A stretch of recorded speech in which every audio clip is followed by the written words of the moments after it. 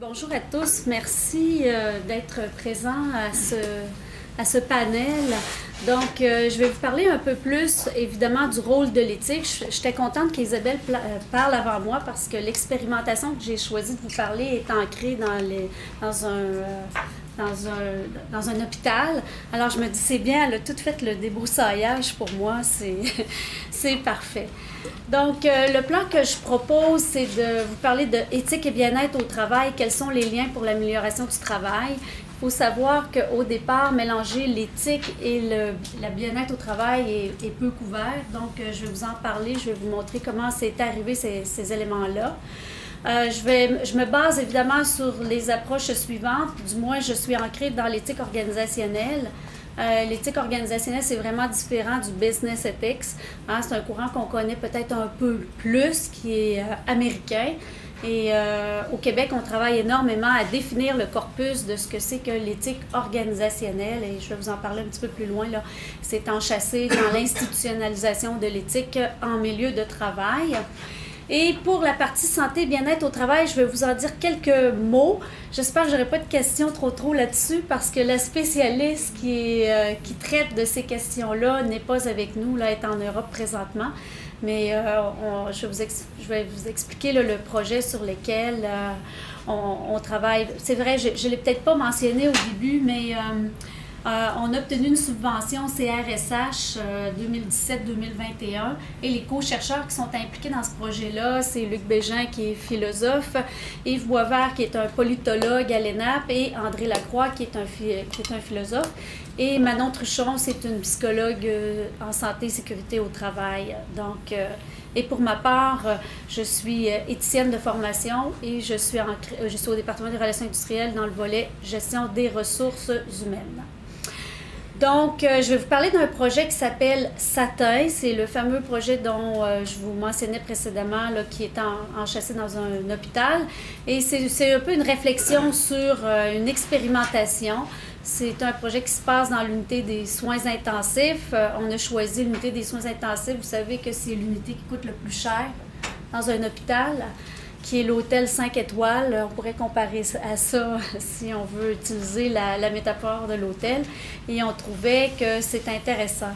Le fait qu'Isabelle passe avant moi puis qu'elle vous a montré tout l'appareillage comptable, etc., vous allez voir le décalage avec cette expérimentation-là qu'il faudrait qu'à un moment donné qu'on en parle un peu plus parce que c'est quand même assez intéressant. Je vais terminer avec les conditions. Étant donné que c'est un panel qui parlait de démocratie organisationnelle, je voulais mettre en relief certains éléments qui se rapprochent de la démocratie en n'étant pas une spécialiste de la démocratie organisationnelle, mais du moins certains liens que je commence à voir et qui pourraient être intéressants. Et le fait d'avoir fait cette expérimentation qui s'appelle ici Satin, bien, il nous a permis justement de déposer le projet au CRSH et d'être subventionné parce que ça a servi à nos intuitions de recherche et à montrer justement les liens. Donc, je ne pourrais pas vous parler du CRSH parce qu'il est en cours, mais je vais terminer avec les grands paramètres, si vous voulez, de ce projet-là. Donc, pour ceux qui sont peu familiers, l'institutionnalisation de l'éthique, c'est vraiment très présent dans les organisations publiques et même dans les organisations privées. Ça nous vient, pour la petite histoire, de l'OCDE.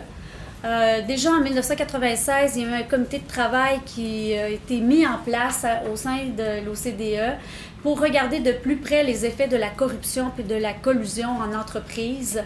Donc, ça origine vraiment de là. Et on a commencé à faire différentes politiques et on a invité les États membres à se doter, évidemment, d'infrastructures éthiques. C'est le terme qui a été utilisé. Et les éthiciens en organisation, on a eu beaucoup je dirais, de débats sur ce qu'est une infrastructure éthique, parce qu'au départ, c'était pas très bien défini au sein de l'OCDE, sauf le fait que c'est venu d'un constat d'alerte à l'égard de la corruption puis de la collusion. Donc, on a vu une politique qui s'appelle Amélioration des comportements éthiques dans les services publics, suivi en 2003 un cadre pour gérer les conflits d'intérêts de façon plus spécifique. Et là, à partir de 2009, on voit que le terme éthique bascule vers la notion d'intégrité, du moins c'est ce qui est utilisé au sein de l'OCDE. Et on parle encore une fois d'un cadre d'intégrité pour lutter contre la corruption en entreprise, puis gérer aussi les marchés publics. Vous le voyez en 2015, là. Donc, il y a tout un... En 2010, il y a eu toute la politique sur la transparence et l'intégrité dans les lobbies, hein? Et par la suite, prévenir les risques d'intégrité sur les marchés publics. Donc, ce que ça dit, du moins, c'est qu'on voit qu'il y a eu une institutionnalisation qui s'est faite tant au fédéral, du moins au Canada, qu'au Québec. On a vu les gouvernements commencer à institutionnaliser l'éthique au sein de leurs organisations. On le voit aussi au privé. Et nous, quand on a regardé ça, on a voulu savoir quels étaient les mécanismes de régulation qui étaient empruntés à l'éthique. Parce que l'éthique, bon, Isabelle vous a donné une définition qui est située dans une capacité réflexive. Souvent, l'éthique, elle est mélangée avec le droit. Mais en éthique organisationnelle, on en fait un mécanisme propre de régulation sociale. Ça, pour nous, c'est important, qui est complémentaire au droit. Donc, certains vont utiliser le mot « le soft » là pour catégoriser l'éthique. Nous, en éthique organisationnelle, on ne le met pas dans le soft là, mais comme étant un mécanisme alternatif qui est très, très proche d'une co-régulation au sein des travailleurs. Donc, toutes ces politiques-là, puis cette impulsion qui a été initiée par l'OCDE, on a vu que petit à petit, il y avait une forme de reconnaissance de la normativité éthique. Hein?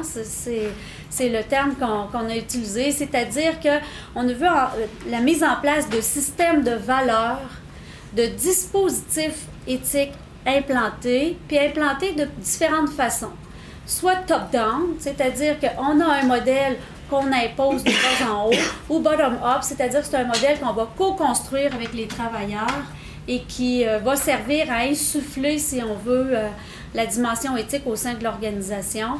Donc, et souvent, ce modèle-là est reconnu par consensus et c'est souvent les modèles de dispositifs éthiques implantés. À quoi ça ressemble? Je vous le dis très brièvement. Ça commence toujours par une politique éthique. Ça peut se concrétiser comme ça par des politiques, des règles. Quand je parle de système de normativité éthique, on va le voir au sein de la structure. On va avoir un bureau de l'éthique. Par exemple, le ministère du Transport du Québec, qui est le plus gros employeur au Québec, avait un bureau de l'éthique, sauf qu'il y avait 3 personnes qui travaillaient dans le plus important ministère. On a fait d'ailleurs un diagnostic éthique sur le MTQ dans la lignée de la commission Charbonneau. Si jamais vous allez le voir, il est accessible publiquement. Donc, on a regardé le modèle du MTQ, par exemple, c'est un modèle idéal de top-down. Donc, des politiques, des règles, tout l'appareillage supposément éthique est installé. Ce que moi j'appelle le squelette, l'ossature éthique qui était là, avec un bureau de l'éthique, des répondants à l'éthique. Ça, c'est des nouvelles fonctions qu'on a vues apparaître avec cette forme d'institutionnalisation de l'éthique. Donc, ce sont des gens qui sont plus ou moins actifs au sein de l'organisation, qui sont en charge de l'éthique, de veiller, par exemple, aux problématiques, aux enjeux éthiques, aux dilemmes. Par exemple, s'il y a des cas avec des fournisseurs, la réglementation au niveau des marchés publics, quand les règles ne sont pas adaptées. Donc, on va réfléchir à d'autres critères, d'autres valeurs qui vont venir combler ce vide-là. Donc, on voit que ça prend plusieurs formes. Puis, on voit aussi cette institutionnalisation dans les entreprises privées, en passant.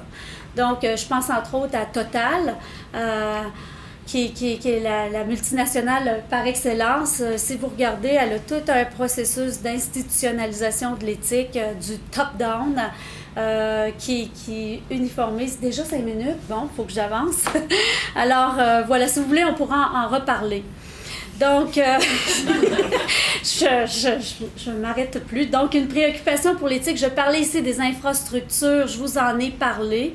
Une éthique qui est très proche de ce que je vous disais de la conformité, hein, qui est très appareillée avec le droit à la déontologie dans sa visée régulatoire. Donc, on parle d'hétérorégulation.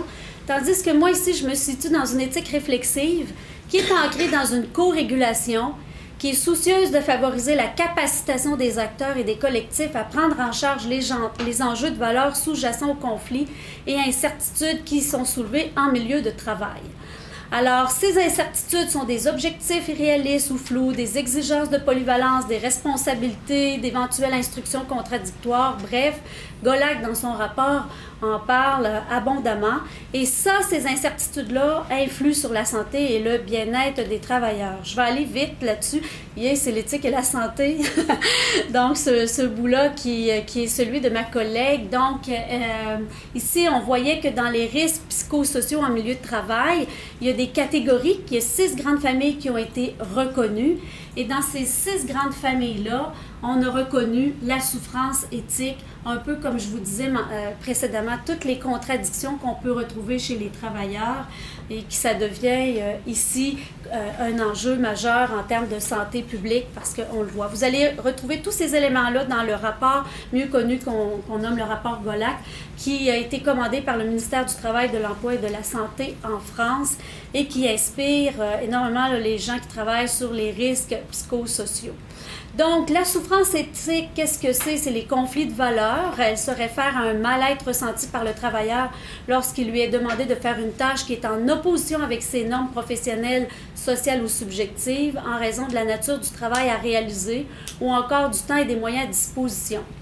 Donc, Molinier dit que les conflits de valeurs incluent tous les conflits portant sur les choses auxquelles les travailleurs attribuent de la valeur.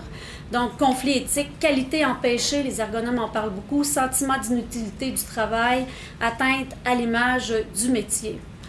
Et la souffrance éthique n'est pas seulement en termes de conflit de valeurs, moi c'est ce que j'ai remarqué, mais aussi lors de dilemmes éthiques non résolus. Ce qu'on a remarqué, c'est souvent les travailleurs qui n'arrivaient pas à résoudre leurs dilemmes éthiques, étaient en souffrance et on voyait un absentéisme s'opérer et des dépressions. Mais j'ai rajouté aussi en termes d'aveuglement et de silence éthique. Aveuglement, c'est que je ne vois pas les préoccupations éthiques au sein de mon organisation. Et le silence éthique, c'est que je le vois, mais c'est trop dérangeant.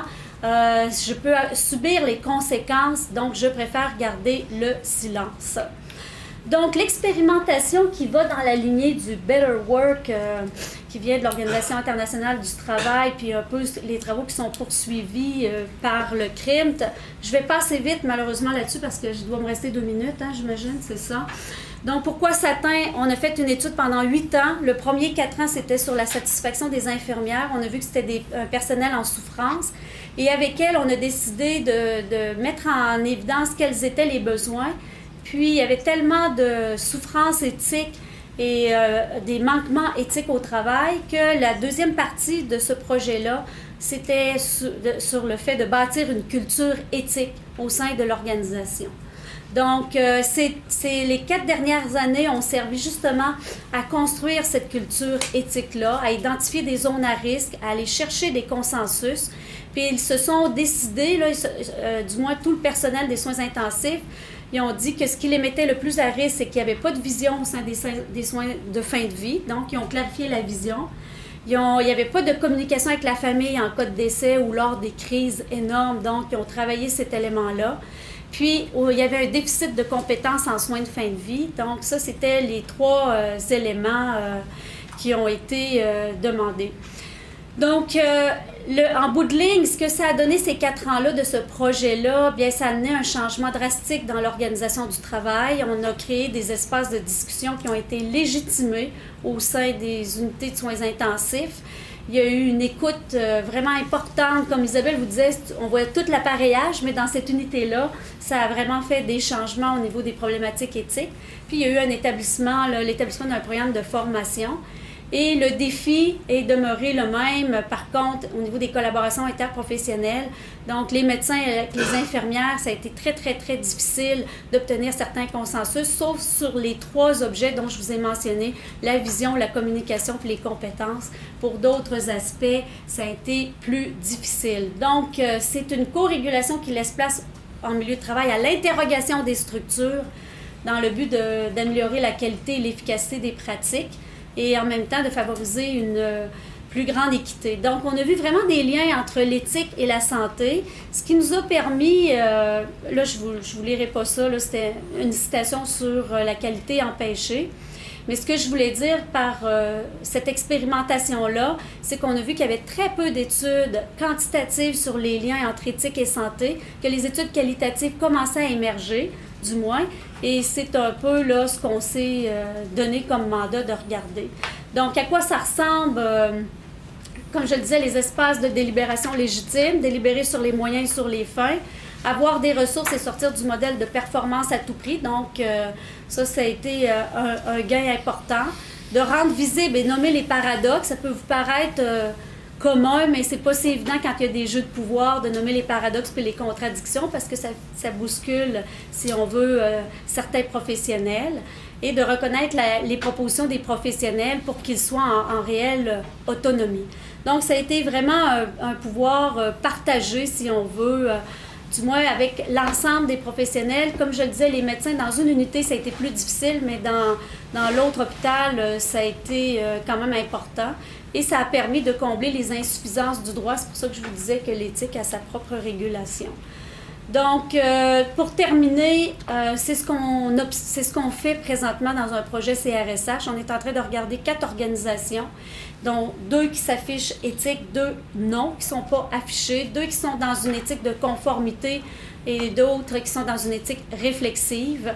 Et on a différents questionnaires pour aller mesurer l'impact des cultures éthiques affichées sur la santé des travailleurs. Et on vient de terminer actuellement un pré-test là, pour aller un peu plus loin par la suite. Donc, moi, j'avais cette question-là. Est-ce que c'est une nouvelle forme de régulation alternative? Parce que je la place encore dans la régulation alternative. Est-ce que ça constitue une démocratie organisationnelle? Ça reste à débattre. Du moins, j'aimerais bien avec vous avoir ces conversations-là, parce que l'éthique encore peine à être reconnue en milieu de travail, même si on est tous pour la vertu, du moins concrètement, ce n'est pas toujours là. Alors, merci.